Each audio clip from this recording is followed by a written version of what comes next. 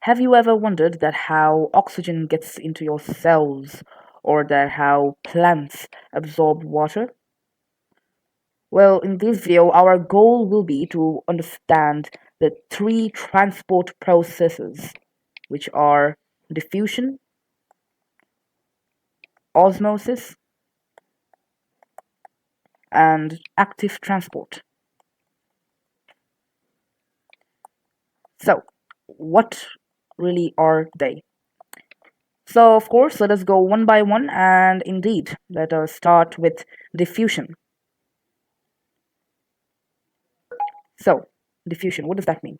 Now, in a simple definition, you can say that it's the movement of particles. Now, it can mean many things, but this is where it becomes a little different from a region of higher of high concentration, let's just write in a short form, to low concentration. Now, what does that really mean?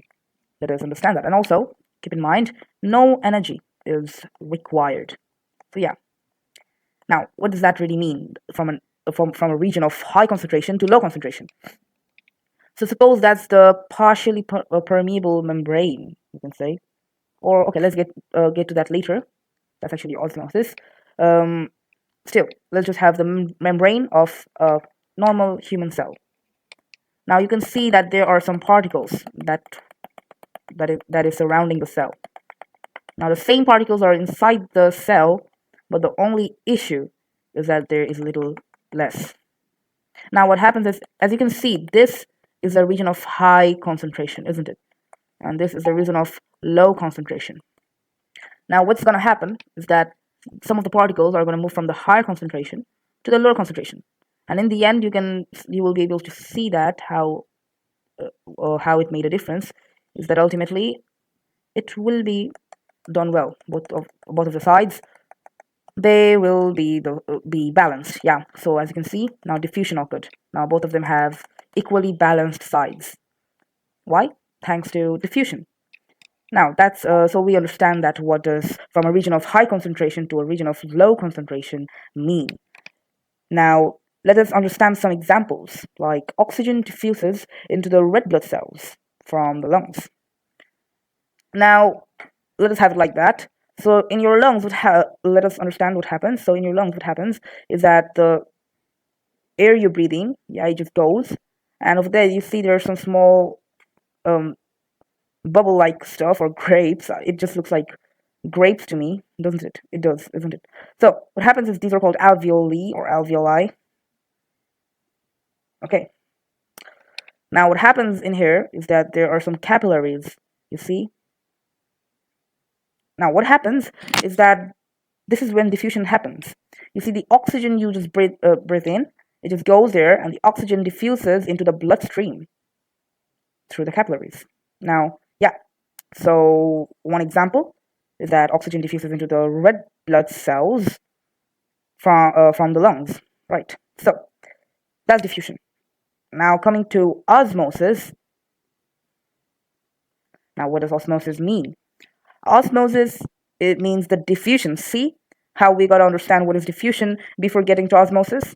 So it's the diffusion of water molecules like H2O, through a partially permeable membrane.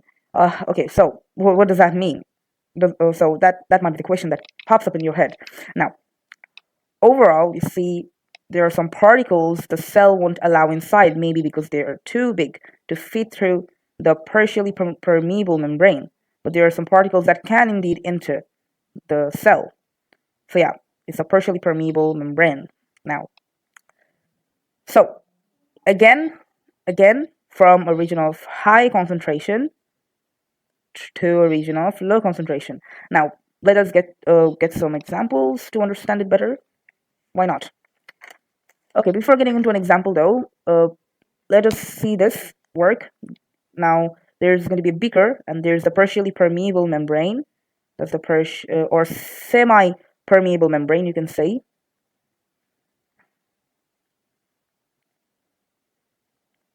Now, the thing is, Over there, you can see that there are some water molecules.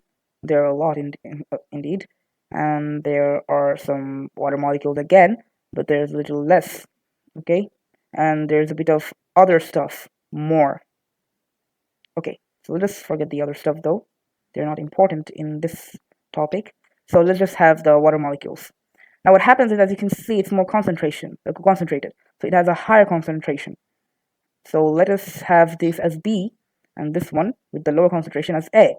Now what happens is the particles, sorry, never mind, let's just swap it. Let's have this as A and this as B. Okay, so what happens is that the particles from the A region will move to the particles with the particles in the B region. Why? Because it has more concentration. So it is going or passing through a partially permeable membrane. So what is the process then? It is osmosis.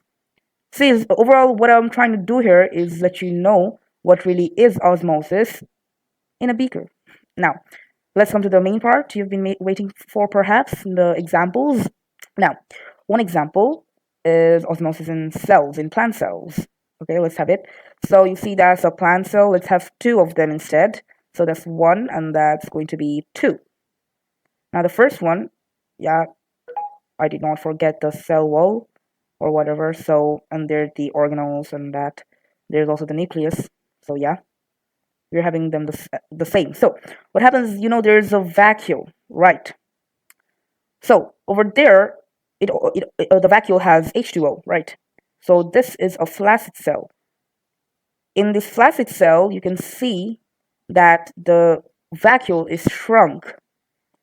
But in a cell that's not flaccid, what you call is a turgid cell, over there it's quite the opposite. It's so big and so swollen up that what happens is actually it kind of pushes the cell outwards.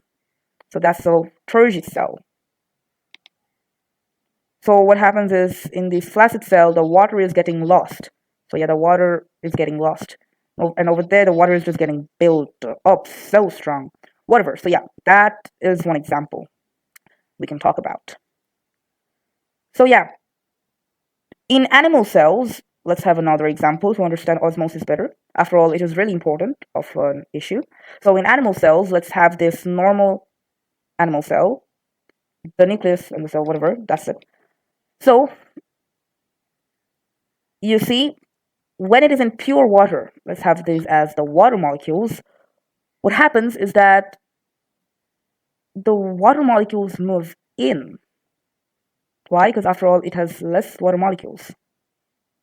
So as they move in from the high concentration, from the region of high concentration, the thing that happens is that it swells up. And sometimes you see the red blood cells, sometimes they do burst. But in another scenario, it's completely different. You see, when it swells up, it has more, right? But what if it doesn't? What if it comes back to its normal shape with, again, the same amount of water molecules as before, and instead this time outside there is even less water molecules, and it is a really concentrated solution of particles. Now what will happen? Now there's more water. Now the thing is, the water molecules will move out, and ultimately what? It shrinks. It does not look shrunk, but whatever. Overall, it just shrinks. So yeah. Now, let us move on to the next one. Diffusion, osmosis, and active transport. Yeah. Now, what's active transport? It's completely different than the diffusion and osmosis. Active transport. It means it's just overall against the if you're talking about a really small definition or a simple definition, it's overall against the concentration gradient. Now, what does that really mean? Now, the concentration gradient, what do we know? It goes from a higher concentration to a lower concentration, right? A region of high concentration to a region of low concentration. But over there, what happens? It goes from a region of low concentration to a region of, as you guessed it, a higher concentration. Now, of course, for this reason, it will need some energy. And it uses the energy from respiration. And it mostly happens in plants. Or you can say it just happens in plants. So yeah, cells use these three methods to get what they really need, or to lose what they really don't need. So after all, in the end of the day, yeah, again, as important as the other issues we have talked about, they are important. Now, before I say thank you, now just get to know that we have finished the topic of cells. Catch you soon.